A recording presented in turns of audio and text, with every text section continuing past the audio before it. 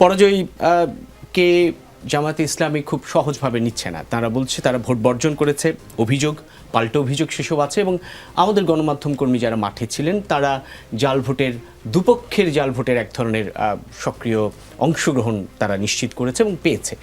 আপনার কাছে এই নির্বাচন কেমন ছিল বা কেমন মনে হয়েছে? এটি সবার কাছে এক ধরনের উদাহরণ তৈরি হওয়ার মতো নির্বাচন হলো নাকি আসলে হলো না? জি, ধন্যবাদ আপনাকে এবং দর্শকদেরকে। আচ্ছা, নির্বাচনের যে বিষয়টি নিয়ে আমরা এখন আলোচনা করছি, আসলে দেখুন, একটি গণতান্ত্রিক রাষ্ট্র ব্যবস্থায় নির্বাচন একটা খুব গুরুত্বপূর্ণ একটা বিষয়, যেটা দীর্ঘ 17 বছরের ফ্যাসিস্ট আমলে যে নির্বাচন তার গুরুত্ব হারিয়েছিল, এবং নির্বাচন, ফেয়ার নির্বাচন কিভাবে হয় সেই সংস্কৃতি অনেকটা বিলুপ্ত হয়ে গিয়েছিল আর কি।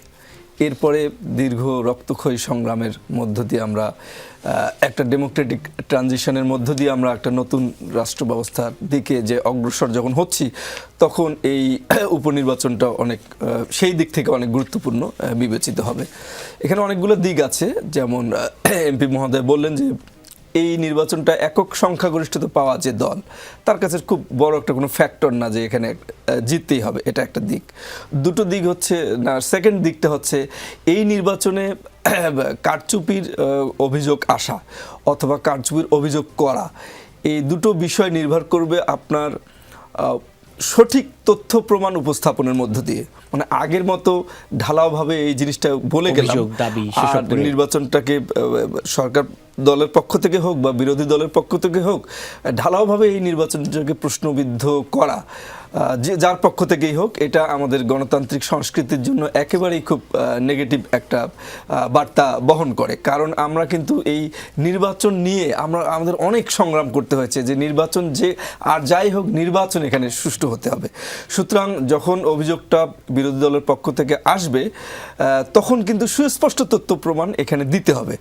যদি সুস্পষ্ট তথ্য প্রমাণ দেয়, তাহলে নির্বাচন কমিশন হচ্ছে এটার অথরিটি, এটা তেনারা খতিয়ে দেখবেন। যেমন একটা জায়গায় আমরা হতাশ, যেমন এমপি মহোদয় বললেন যে পার্লামেন্টে একজন একটা তথ্য দিলেন যে একজন মারা গিয়েছে, কিন্তু ইনস্ট্যান্ট তিনি সেখানে খবর নিলেন যে এরকম কোনো ঘটনাই ঘটেনি। তো এরকমই যে বর্তমান সময়ে গুজবের ভিত্তিতে পার্লামেন্টের মতো একটা জায়গায় এই ধরনের তথ্য উপস্থাপন করা, এটা অবশ্যই পজিটিভ কোনো একটা সাইন নয়।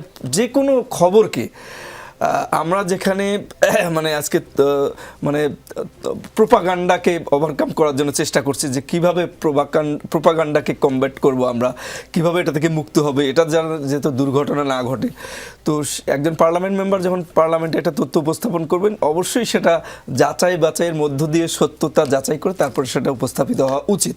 তো সব কিছু মিলে এই নির্বাচনটার ঠিক একদিকে যেমন সরকারি দলের কাছে কোনো গুরুত্ব নেই এটার, যে একেবারে জিতে আসতেই হবে, পাশাপাশি এটার আবার গুরুত্ব রয়েছে এই দিক থেকে এই নির্বাচনটাকে বিতর্কিত করা কোনোভাবেই ঠিক হবে না, সেটা যে পক্ষের পক্ষ থেকেই হোক। কারণ এই নির্বাচনটা একটা এক্সাম্পল হিসেবে আমাদেরকে শো করতে হবে যে আমরা পূর্ববর্তী কালচার থেকে একটা নতুন ডেমোক্রেটিক কালচার দিকে আমরা যাচ্ছি, তো সেই জায়গা থেকে কিন্তু বিষয়টা খুব গুরুত্বপূর্ণ। সুতরাং দুটো পক্ষকেই খুবই সতর্কতার সাথে এই বিষয়গুলো ডিল করা উচিত আমি মনে করি।